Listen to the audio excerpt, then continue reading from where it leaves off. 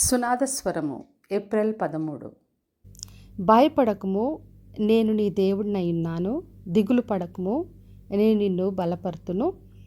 నీకు సహాయం చేయువాడను నేనే. నీతి అను నా దక్షిణహస్తముతో నిన్ను ఆదుకొందును. యెషయా గ్రంథము 41వ అధ్యాయము 10వ వచనం. మరి చుట్టూన్న పరిస్థితులు చూస్తున్నప్పుడు ఎన్నో భయాలు, కలవరాలు, సందేహాలు కలుగుతున్నాయి. మన దేశ పరిస్థితిని చూస్తున్నప్పుడు, ప్రపంచంలోని స్థితిని చూస్తున్నప్పుడు, మరి ఆరోగ్యం విషయంలో ఎన్నో భయాలు, సందేహాలు కలుగుతున్నాయి. మరి ఆర్థిక పరిస్థితి, రేపటి విషయంలో ఏం జరగబోతుందో తెలియని ఒక కలవరపు స్థితిలో మనం ఉన్నాం. అయితే ప్రభు ఈ రోజున మనతో మాట్లాడుతూ ధైర్యం ఇస్తున్నాడు. భయపడకుము, నేను నీ దేవుడినై ఉన్నానని ప్రభు వాగ్దానం చేస్తున్నాడు. మన దేవుడు అన్నిటిపైన అధికారం కలిగిన దేవుడు. ఆయన మనకు తోడుగా ఉన్నాడు. ప్రతి పరిస్థితిని ఆయన చక్కపరిచే దేవుడు. అన్నీ కూడా ఆయన స్వాధీనంలో ఉన్నాయి. అందుకే చెప్పాడు, భయపడకుము, నేను నీ దేవుడినై ఉన్నాను. దిగులు పడకము, నేను నిన్ను బలపరుతున్నని ప్రభు వాగ్దానం చేస్తున్నాడు. ఎటువంటి దిగులు, భయము మనకున్నప్పటికీ మన ప్రభు మనల్ని బలపరుస్తాడు. ఆయనే మనకు సహాయం చేస్తాడు. ఎబెనేజర్గా ఉన్నాడు. నీకు సహాయం చేయవాడని నేనే అంటున్నాడు. ఇంతవరకు ఎన్నో విషయాల్లో ప్రభు మనకు సహాయం చేశాడు.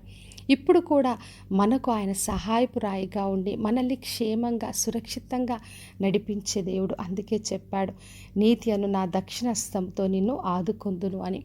మరి ఆయన మనల్ని ఆదుకునే దేవుడు. తన దక్షిణ హస్తంతో మనలందరినీ కాపాడి రక్షిస్తానని ప్రభు వాగ్దానం చేస్తున్నాడు.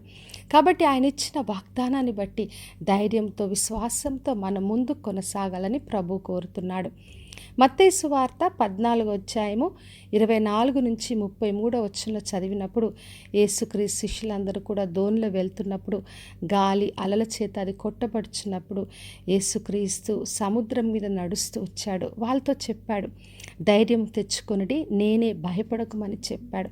తర్వాత ఆయన దోణి ఎక్కినప్పుడు గాలి అంతా కూడా అణిచివేయబడింది.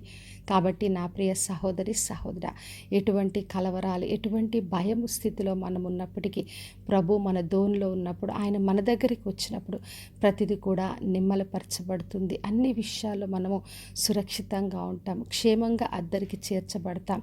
కాబట్టి విశ్వాసంతో ఆయనను ఆశ్రయించి ఆయన ద్వారా సహాయమును, నెమ్మదిని పొందుకుందాం. ప్రార్థన చేసుకుందాం. పరలోకమందున్న మా తండ్రి, మా దేవ, ఈరోజు ఇచ్చిన వాగ్దానం కొరకే వందనాలు. ప్రతి ఒక్కరిని దీవించి ఆశీర్వదించండి ప్రభువా.